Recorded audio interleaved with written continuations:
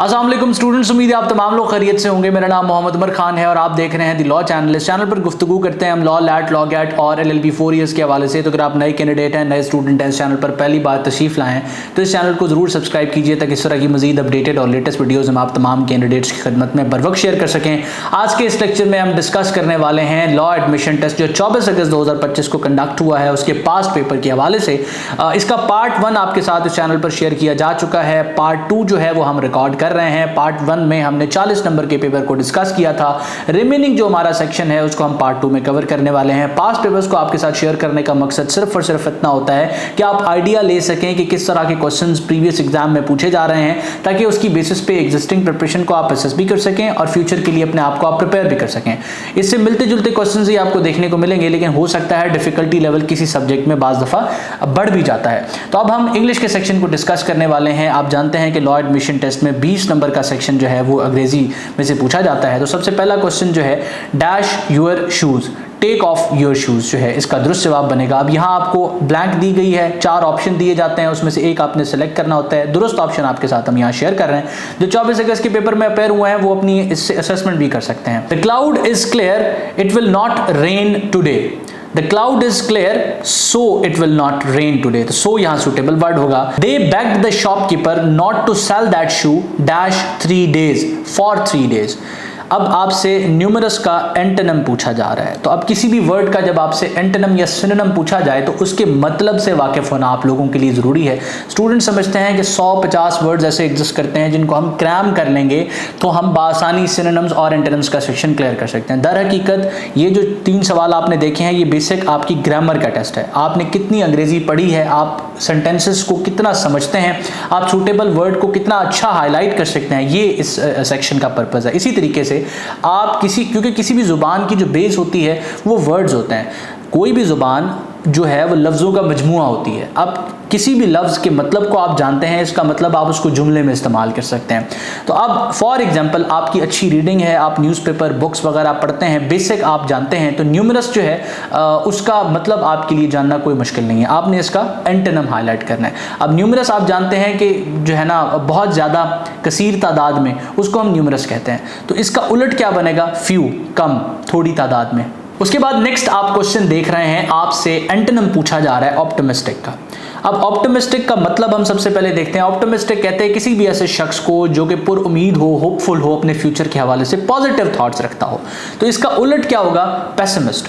Pessimist एक ऐसा शख्स होता है, ये एक ऐसी बेसिकली शख्स की फीलिंग होती है जो कि नाउमीदी की जो है वो फीलिंग होती है। वो होपफुल नहीं होता अपने फ्यूचर के हवाले से, बुरे ख्याल रखता है, नेगेटिव थॉट रखता है, तो उसको पेसिमिस्ट कहते हैं। तो अब ये अगर आप इसका मतलब जानते हैं, आप इसका मीनिंग जानते हैं तो बासानी आप हाईलाइट कर सकते हैं। उसके बाद नेक्स्ट आप देख सकते हैं, आपसे सिनोनिम पूछा जा रहा है जेरिंग का।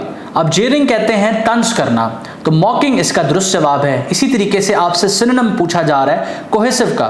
कोहेसिव कहते हैं हम आहंग को, तो कनेक्टेड जो है वो इसका दुरुस्त सिनोनिम बनता है। इसी तरीके से नेक्स्ट आप क्वेश्चन देख रहे हैं कि my grandfather used to visit shrine of Data Darbar dash he visited Lahore.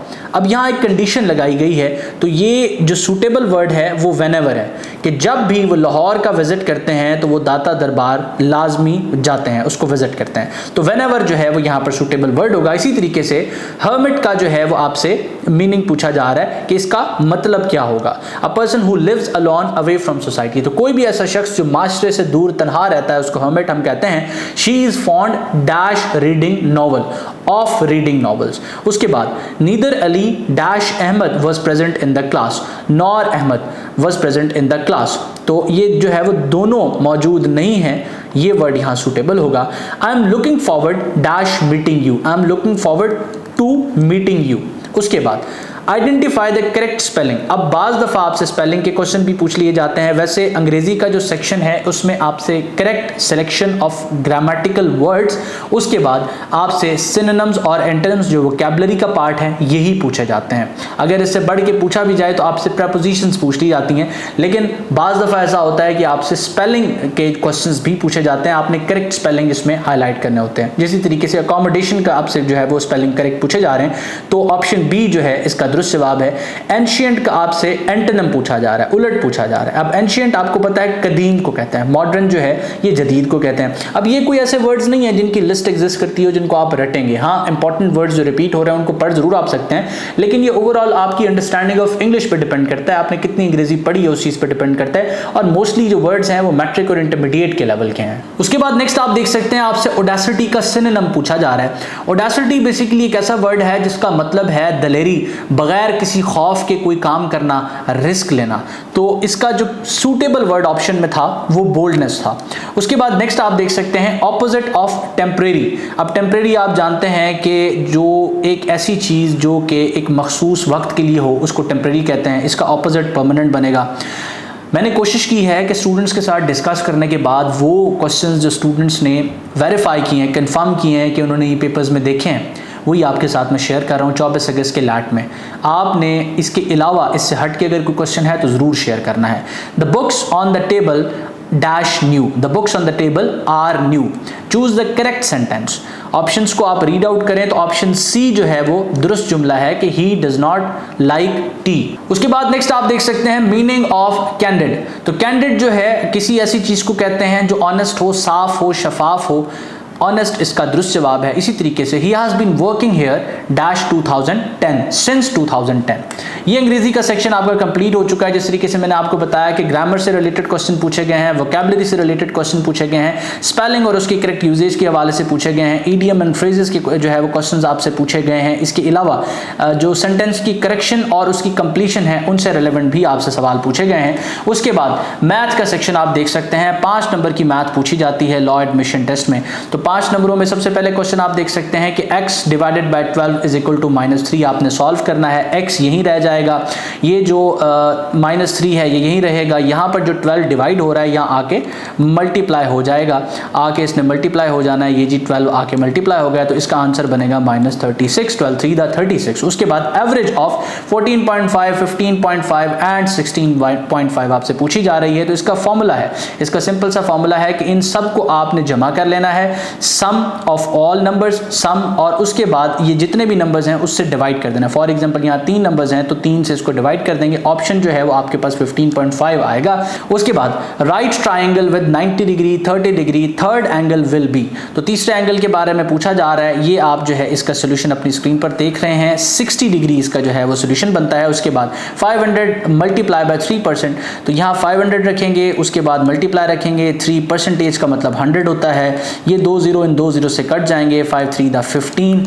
Correct option आपके सामने मौजूद है। उसके बाद नेक्स्ट आप देख सकते हैं कि person is travelling at speed of 70 kilometre पर और टाइम फॉर 14 किलोमीटर्स। तो यहाँ पर आपने सबसे पहले 14 को रखना है कि कितने किलोमीटर्स जो है वो आपने फाइंड आउट करना है, उसकी speed time basically find out करना है। 14 किलोमीटर में कितना लगता है, 70 किलोमीटर वो 1 घंटे में कर रहा है, तो 70 से इसको डिवाइड कर देंगे, आपके पास आएगा इसका आंसर 0.2 आवर्स। 0.2 आवर्स के अंदर ये 14 किलोमीटर करेगा। अब आवर्स से मुराद ये है कि 0.2 को आप मल्टीप्लाई कर देंगे, 1 घंटे के अंदर 60 मिनट होते हैं, 0.2 को 60 के साथ मल्टीप्लाई करेंगे तो 12 आपके पास जवाब आ जाएगा। तो ये अब आप देखें तो अलजबरा से रिलेवेंट क्वेश्चन पूछे गए हैं, एवरेजेस और रेशियो के क्वेश्चन पूछे गए हैं, ज्योमेट्री से रिलेवेंट भी क्वेश्चन पूछे गए हैं, परसेंटेज प्रॉफिट और लॉस से रिलेवेंट क्वेश्चन पूछे जा सकते हैं। प्रॉफिट लॉस का वैसे क्वेश्चन आया नहीं लेकिन स्टिल आ सकता है क्योंकि परसेंटेजेस से कनेक्ट करता है। उसके बाद टाइम, स्पीड और डिस्टेंस से रिलेवेंट भी आपसे मैथ के सेक्शन में क्वेश्चन पूछे जा सकते हैं। उसके बाद नेक्स्ट क्वेश्चन आप देख सकते हैं, अब उर्दू के सेक्शन में हम चले गए हैं। उर्दू में आपसे ज्यादातर मुहावरे पूछे गए हैं। वैसे जो है इसमें अल्फाज मुतजाद, मुतरादिफ, मुज़क्कर, मुअन्नस, वाहिद, जमा भी पूछे जाते रहे हैं, लेकिन एग्जामिनर के ऊपर डिपेंड करता है। इन कैटेगरीज में से किसी भी एक कैटेगरी को भी वो टारगेट कर सकता है और तमाम कैटेगरी से सिलेक्टिव क्वेश्चन भी बनाए जा सकते हैं। सो मुल्क अदम संभालना, इंतकाल कर जाना, इसका दुरुस्त जो है वो ऑप्शन बनता है जो ऑप्शन में मौजूद था। शब खून मारना, रात के वक्त अचानक हमला करना। उसके बाद अब्द बरा होना, जिम्मेदारी अदा करना, पानी में आग लगाना, नामुमकिन काम करना। पुरस्रार का मतलब, अब यहाँ मीनिंग आपसे पूछ लिया गया, पुरस्रार का मतलब जो है वो मशकूक होता है। उसके बाद अहमद ने कम उम्री में मुल्क से फरार लिया। अब इस सेंटेंस की एक्सप्लेनेशन, वजाहत वो बेसिकली आपसे मांग रहा है। सो ऑप्शंस को अगर आप रीड आउट करते तो इसका दुरुस्त जवाब ये बनता था कि अहमद कम उम्री में मुल्क छोड़कर चला गया। काशिफ ने गैर जिम्मेदारी की वजह से नौकरी से काशिफ गैर जिम्मेदारी की वजह से नौकरी से करा हुआ। सो नौकरी से निकाल दिया गया, नौकरी से करा होने का मतलब नौकरी से निकाल दिया गया।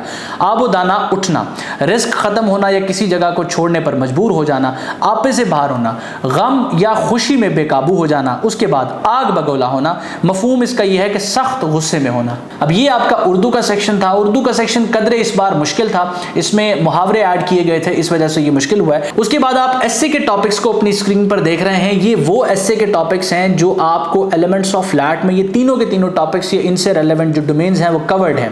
हमने एजुकेशन को भी मुख्तलिफ एंगल से कवर किया हुआ है। टेक्नोलॉजी को हमने जो है वो हर इंपॉर्टेंट लेक्चर में हम डिस्कस करते हैं। रूल ऑफ लॉ के हवाले से और सोसाइटी के अंदर जस्टिस और पीस को मेंटेन करने के हवाले से भी हमने लेक्चर्स में चीजें कवर की हैं। तो ये टॉपिक्स एलिमेंट्स ऑफ लैट में भी कवर्ड हैं, पास्ट पेपर कंपेंडियम में भी कवर्ड हैं। अगर आपने इन दोनों को रेफरेंस के तौर पे यूज किया है तो बासानी आपके प्रिपेयर्ड होंगे। इसके अलावा द लॉ चैनल पर जितने फ्री लेक्चर्स मौजूद हैं उन पे भी इन तीनों टॉपिक्स को एज अ इंपॉर्टेंट टॉपिक आपके साथ हमने शेयर किया हुआ है। तो जिस स्टूडेंट ने प्रिपेयर किया है बासानी वो इसको सॉल्व कर सकता है। उसके बाद पर्सनल स्टेटमेंट के हवाले से बात करें तो पर्सनल स्टेटमेंट एक बहुत ही प्लेन सा टॉपिक होता है जिसपे हर स्टूडेंट अंग्रेजी या उर्दू जिस भी जुबान वो लिखना चाहे वो लिख सकता है। कोई ऐसी चीज नहीं है जिसके हवाले से कोई आपका बैकग्राउंड नॉलेज होना जरूरी है। प्रैक्टिस इंपॉर्टेंट है, रिटन सेक्शन के लिए प्रैक्टिस आपने की है तो आप इजीली सॉल्व कर सकते हैं। So how I balance my time between studies and my hobbies, तो आपने अपनी हॉबीज और स्टडीज के दरमियान टाइम को किस तरीके से बैलेंस किया हुआ है, इस हवाले से आपने अपनी ओपिनियन देनी है जो एग्जामिनर ने